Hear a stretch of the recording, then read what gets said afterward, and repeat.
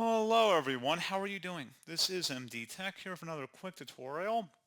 In today's tutorial, I'm going to show you guys how to hopefully resolve if your printer settings cannot be saved, followed by error 0x000006d9. Operation cannot be completed. So this should hopefully be a pretty straightforward process here, guys. And without further ado, let's go ahead and jump right into it.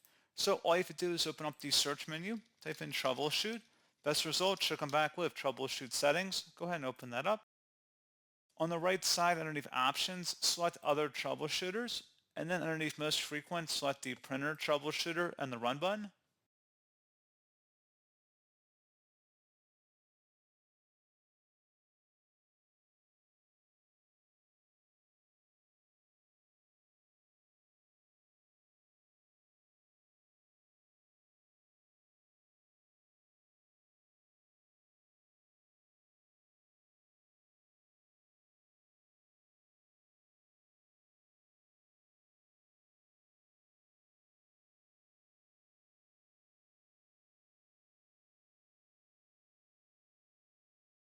And then I'd recommend following along with any of the prompts there and trying to identify and diagnose what your exact issue is.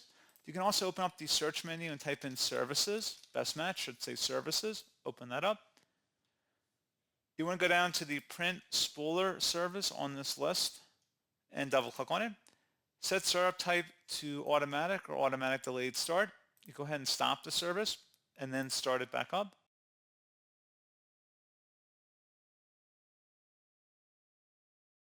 And then once you're done with that, select apply and OK.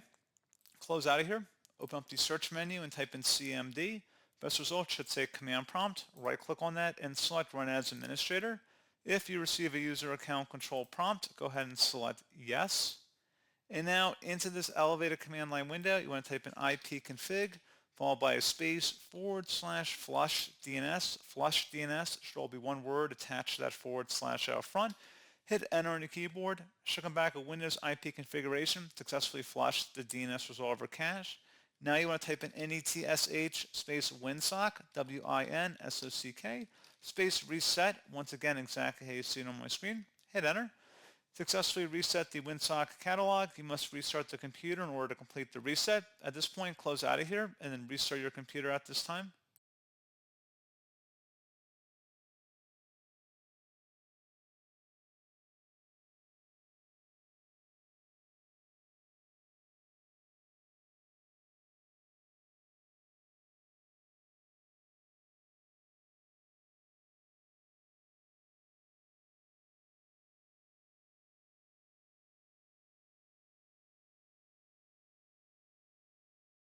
And then hopefully this point your issue should have been resolved. And then at this point, if you are solving a problem, you may want to look into reinstalling your printer completely, just uninstalling it and then reinstalling it. So again, that's something else to take a look at.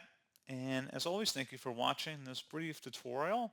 I do hope I was able to help you out, and I do look forward to catching you all in the next tutorial. Goodbye.